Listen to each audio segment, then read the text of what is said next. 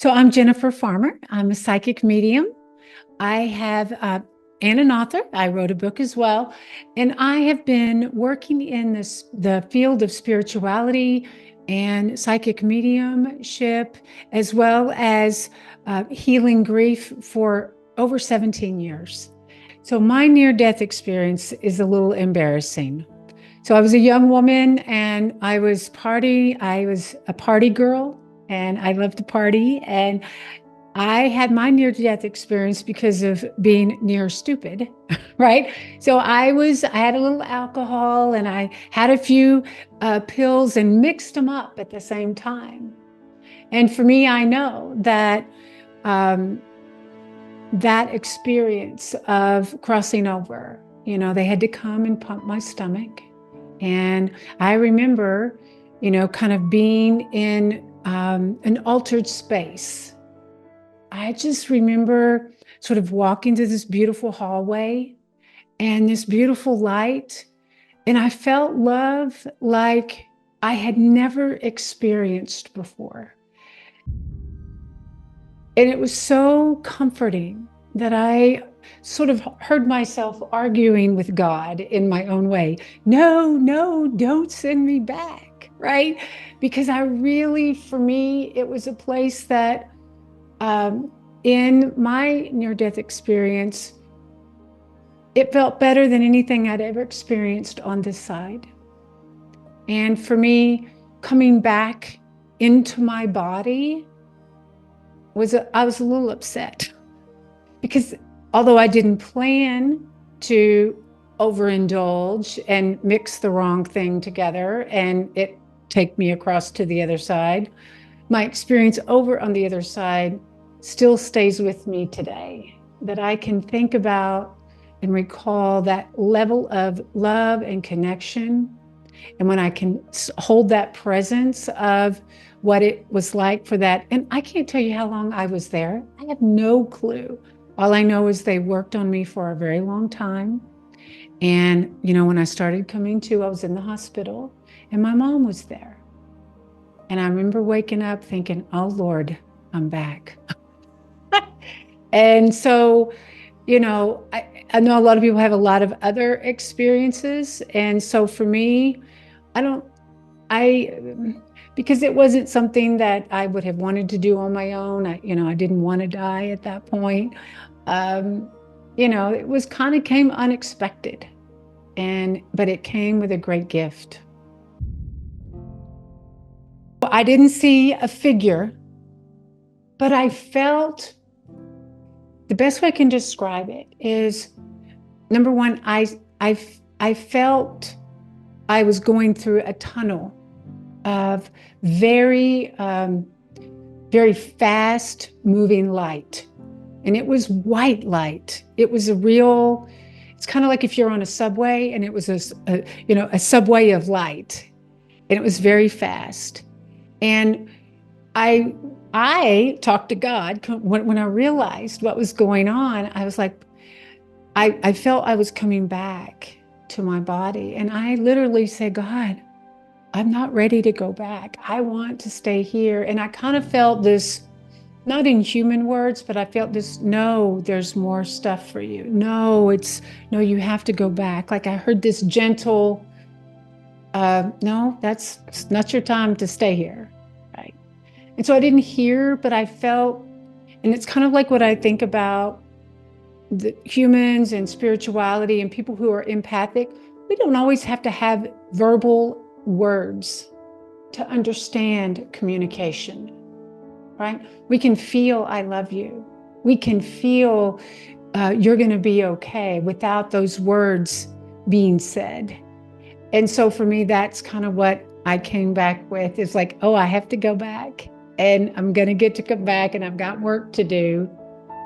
And so for me, I didn't see a human figure. It wasn't until I really started to develop my psychic abilities and really pursuing what was going on with me later on in my life that I felt like I've had a dream where I felt that sort of all the deities of spirituality and religion. This is a funny experience. I don't share it a lot, again, because it's very woo-woo-y. But when I started to develop my abilities and I felt called to explore things beyond, going to work and raising children and all of that, I felt called to look at energy and spirituality, right? And I started to explore a lot of different religions. I went to the Buddhist religion. We have a lot. I went to the Hare Krishnas. Explored all of them, just to study and experience. And in that time, I remember I was at a real pivotal moment in sort of my beliefs, because I was like, ooh, I'm kind of going and looking at things like I was kind of told subconsciously in the church, oh, you should not do that, right? That there's only one God, and that's, Christ. And I think what was another blessing, because I did have that experience and I was more open to that. I had a dream where I actually woke up and I heard the sound of water. I actually thought like water was coming down in the roof. And I sort of woke up. I was in the daze, before you wake up and before you go to sleep. And it's like I had a vision where I felt this big round table and all of the beautiful deities, Christ and Buddha, Mother and Mary, and all of the sort of deities sort of invited me to the table. And it was just a brief vision, but it felt wonderful.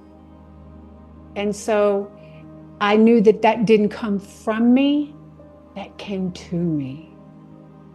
And I think that that's what happens when people have a near-death experience, is there's a part of the soul that opens up and makes us more receptive and more attuned to higher callings of love and light and peace and harmony and helping others. There's something that kind of, we are in this world, but because we've gone back and forth between the two worlds in that way, that we get to experience that there is more than just what we do in the physical realm. So first of all, we need to understand that the afterlife is there for all of us. Number one. Number two is that our purpose is to understand that our life is here in the present now, and that working with the afterlife, learning about it, researching about it, studying it, that afterlife is meant to bring us joy in this world too. So knowing that we come into this space, we'll leave this space, it makes us think, because we are all going to experience the afterlife, what are we leaving behind in this life? I don't believe that there are good and bad souls. I believe there are souls that are evolving, right? And so wherever they are in their evolution, just kind of like in human form, we have teenagers and babies and things like that. Every soul is sort of learning and evolving in their experience. I don't believe any of it's good or bad. I believe that your soul guides you into your next level of evolution each lifetime. And we experience different lifetimes while we're in the physical realm too. We have our lifetime of being a child. We have our lifetime of being an adolescent. We have a lifetime of where we are in our 20s, our 30s, 40s, 50s, 60s, and 70s. So if you think about it, we have physical lifetimes, not good or bad, right? They were part of what we're experiencing. So much like in the spirit realm, too, the soul is evolving, not good or bad. And some souls are working on different things, or they're not able to reincarnate yet because they're still working on developing whatever their higher purpose in their soul's calling is. our four-legged fur babies and friends and the afterlife and animals. And that's how come so many, people will be in like a meditation or a vision and they'll be like, oh, I had an eagle come, right? Or, oh, they saw their little dog coming from the spirit realm. Yes, they're beautiful living souls. So that includes the animals in the spirit realm. I've even felt my little dog in the spirit realm, right? She kind of comes sometimes, or I'll have her on my mind. And, it's been a long time since she passed. And it doesn't matter how long, the spirit world doesn't have time. They don't. So it may be 20 years since you've thought of a loved one or your favorite kitty cat. But because you're got that kitty cat on your mind, and now you find a kitty cat on your front door, it's kind of like the kitty cat in the spirit world said, let me let you rescue this little kitty here, right? So you get to be a good guardian, a good animal guardian on this side as well. So yes, the spirit realm does include our animal friends. At least it has in what I've seen. My biggest thing about preparing for the future, one is trust that there's bigger, beautiful forces at work on our behalf, even though we can't see them.